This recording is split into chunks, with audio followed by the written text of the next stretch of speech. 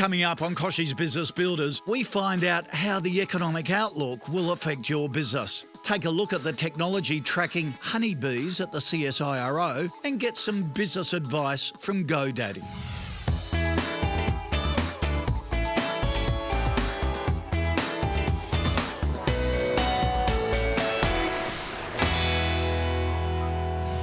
Hello and welcome to KBB. We have a fantastic show coming up, starting off with a look at the big picture for Australia's economy and what it means for your business. Then we're off to Tassie to visit the CSIRO and see how the latest in tech is helping the health of honeybees and the broader economy. So some big issues to tackle today, but let's get started with news you can use.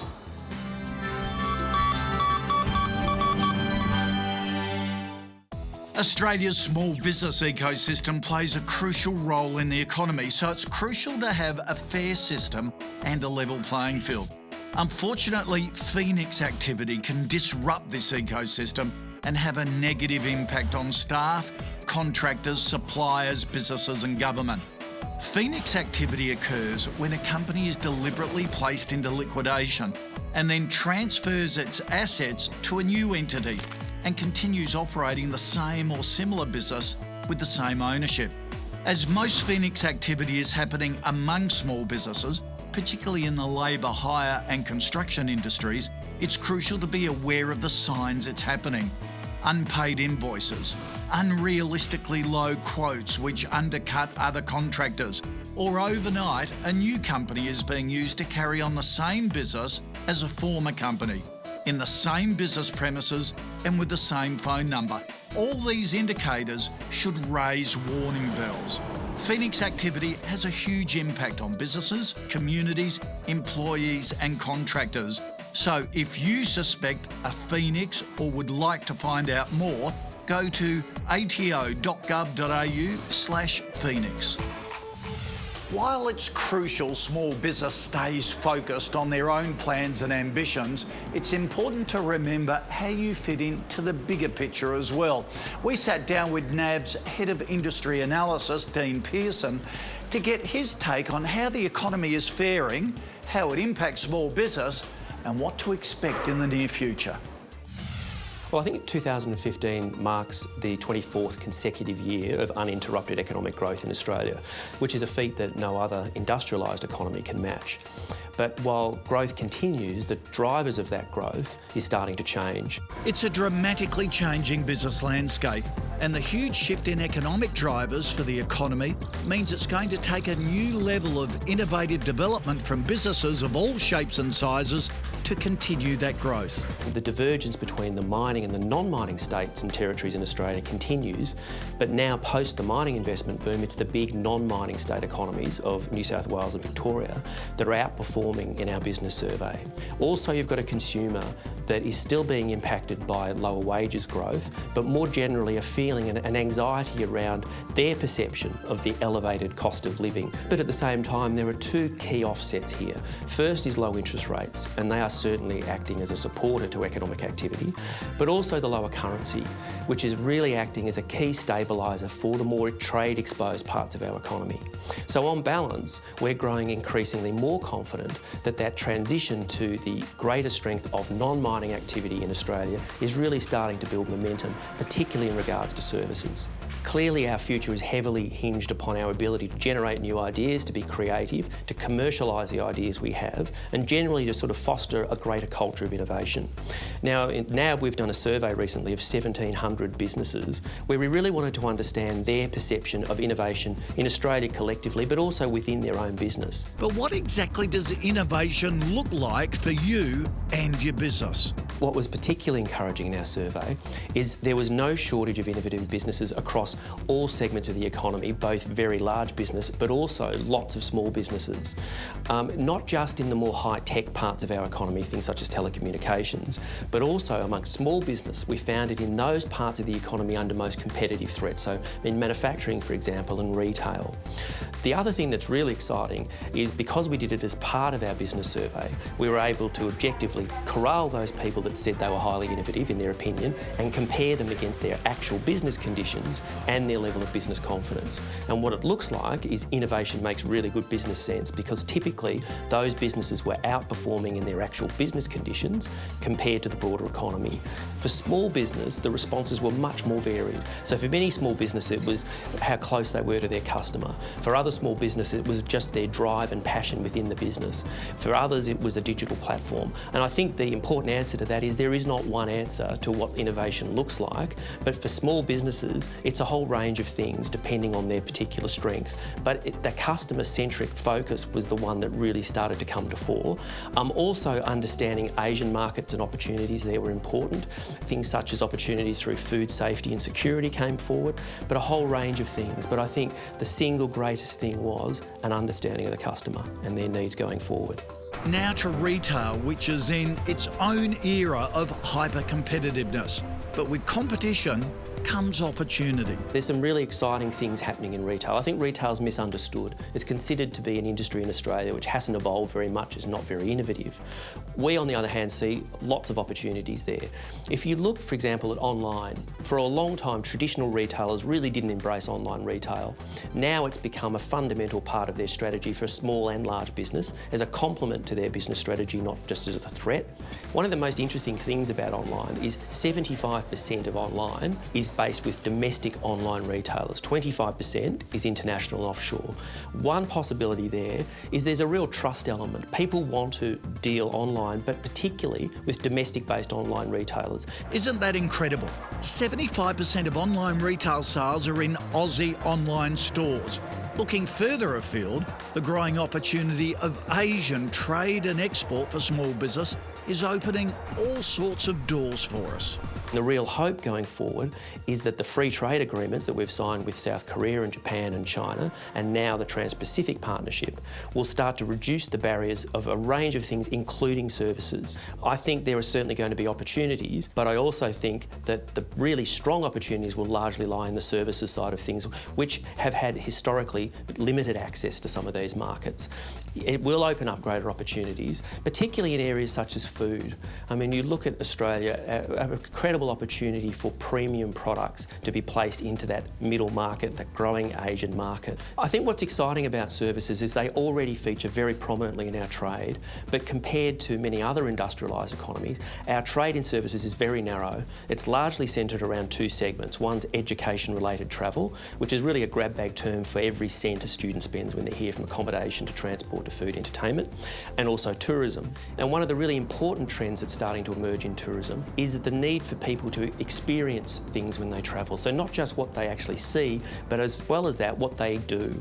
And if you look at Chinese arrivals in Australia, for example, which are set to hit 1 million annually fairly soon, 30 to 40% of those people are repeat visitors. And I think finally the last part of tourism that's underrepresented in this country is Indigenous tourism.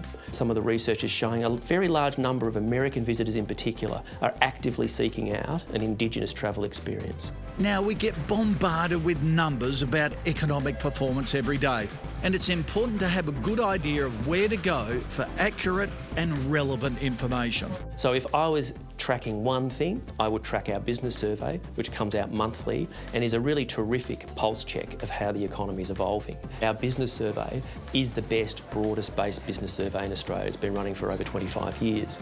And you can find our business survey on our website, business.nab.com.au, and you can also find it on NAB's Australian Business Insights page on LinkedIn.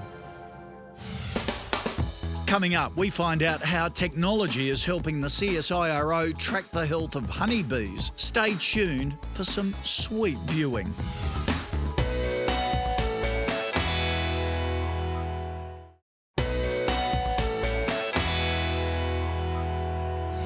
The CSIRO in Tasmania is leading the global initiative for honeybee health. This immense study is focused on finding out what's harming bees around the world and how to secure crop pollination.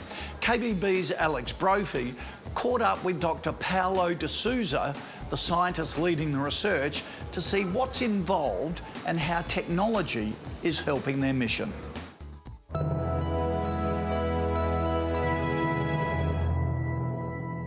So, Paolo, you're heading up the CSIRO's Global Initiative for Honeybee Health. Can you tell us a bit about the program? The Global Initiative for Honeybee Health is a response to one of the biggest challenges we have. That includes pesticides, extreme weather events, air pollution, water contamination, pests, pathogens, parasites, a number of factors affecting bee health. And it's impossible for a single research group to solve it. The Global Initiative is about having all scientists using the technology that we developed at CSIRO and then hopefully evolving the knowledge about what's going on with the bees. And what does that technology look like? So I've seen some remarkable shots of tiny little chips on the back of bees, like backpacks, if you like. So the technology is quite complex in a way. We have a number of small microchips that we put on the back of the bees. Each one of those microchips has a unique number. So we identify those bees by a unique name, if you prefer. As the bee leaves and comes back in the hive, there is an antenna that detects the presence of the bee. And all information is then stored in a small computer that has been developed by Intel. It's about the size of a stamp. There is a huge impact in what we are trying to achieve, and that is the most important thing for us, for scientists. We use technology to make a difference. We are not building sensors, we're building the future of Australia and the future of the world. And so what sort of data are you gathering from tracking these bees? Tracking life, it's essential for everything we do. We know when the bees leave in the building, working for an hour outside, coming back, staying for 2 hours inside watching TV, and then going out again and in again and out again and in again. And all this information we relate to environmental stressors. It's inspiring us, this new generation of scientists, to look at how we can continue this endeavor of learning more about nature and using technology to make a difference. And what are the ramifications for neglecting declining bee populations? It's very simple. Without bees, we don't have most of the food that you would need. So you won't have most of the fruits, most of the vegetables. For you to have a healthy diet, you will need bees. A world without bees is a poor world. And outside of this research project, where else can your new technology be applied? It's limited to your imagination. You can track insects, as I said, you can track packages. You would like to know if a bottle of wine is from Tasmania, you might be able to have a little sensor attached to that. And CSIRO is the right place to have that kind of research because we have such a wide capability that we can tack on and bring experts from different fields to work with us and explore that. What makes you so excited about this specific body of research? Putting this project together is something really fantastic. Being able to work across boundaries in science, it's something that makes me proud of. What is exciting about this is that we can make a difference in an international level, in a global level. Whatever we do here in Tasmania, it's going to impact the whole world. And with that possibility, it's unbelievable feeling that you can come here and really make a difference on a global scale.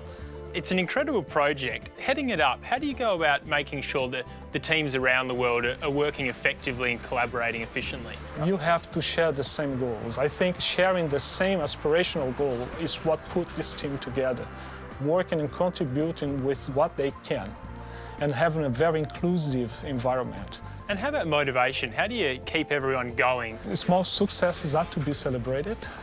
It is a very important aspect of the work, but keeping the eyes on the goal, I think that is what makes us really proud of what we do and give us this stamina for us to come and work. We know what we're trying to achieve. It's a tremendous body of work you're embarking upon here. Thanks a lot for sharing it with us. Thank you. To learn more, visit intel.com.au/businessbuilders. What a fantastic story and some fascinating close-ups of that technology. Dr. D'Souza's advice on collaboration, sharing goals and celebrating successes is great for anyone wanting to keep their team motivated and inspired. Well, now it's time for Lessons from Legends with GoDaddy.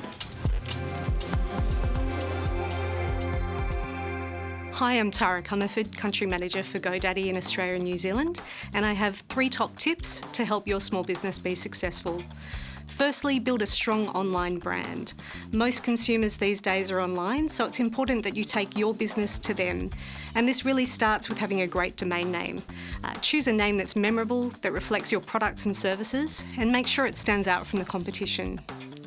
Secondly, speak to your customers with great content. Create a dialogue after you set up your online brand. This is going to instill trust and position you as a thought leader in your space. And then finally, don't be afraid to reach out for help. Although you're a small business operator, go to the right people with more expertise and ask for help along the way. Relationships are critical to the success of your business, so take the right people with you on that journey. All the best.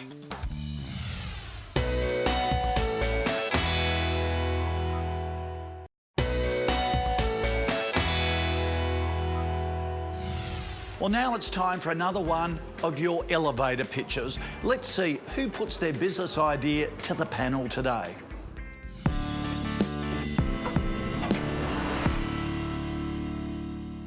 Hi, my name is Eric, founder of PVBS. Did you know that there are 61 million children around the world today that do not have access to quality education? Well, my company PVBS is a social enterprise that partners up with Year 12 students all around Australia, and with every Year 12 leaver jacket or jumper, we fund a year's education for a child in Cambodia and Ghana. And to date, we've been able to donate $22,000. We've been able to impact 1,450 children. And on top of that, we've been able to fund the construction of 2 classrooms in Ghana. We are so excited about making a difference in people's lives. And we believe that in the years to come, our generation will be the generation that can end the cycle of poverty through education. Thank you. Wow, Eric, I like it. So Eric's idea is when you do your Year 12 sort of Canterbury or jacket or whatever, you do it through Eric, and part of the cost goes to help education in developing country. No, I think it's great. It's a really novel, nice idea. I like it. You know, normally around Year 12 too, you're kind of looking for that gap. You're also trying to do something, you know, socially responsible, and you know, people are trying to do something kind, you know, quite. I guess giving back to the community before starting university or work life. So I think it's kind of targeting that right age group for what they're currently looking for. I'd be rethinking about how he's using social, how he's going to put it out through social media, create almost a viral campaign around what he's doing, because it's a fabulous system and a donation strategy, but yeah, how he's going to take it social and viral. Yeah, I mean, awesome concept, very simple concept, awesome concept, very good cause. It's all going to be about connecting with that youth group on social media. And they're very socially aware to something like this, aren't they? Yeah, exactly. And you know, that will get on board schools and ambassadors, and yeah, I think that I think it's a winner. Eric, great idea, targeted to the right market, sort of Year 12s. Have this great community outlook and also global outlook. So your marketing is spot on, or your market's spot on. Give Dan Flynn at the Thank You Group a call and ask how he built Thank You. You'll love him, and he will give you a lot of time and the benefit of his experience.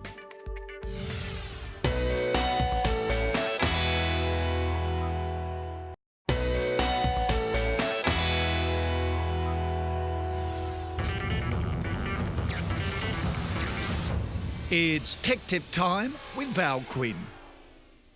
Adding an ultra-portable, pocket-sized computer to your business just got easier with Intel's Compute Stick. With it, you can transform any HDMI monitor or TV into a computer, and there's no installation necessary. You just plug it in.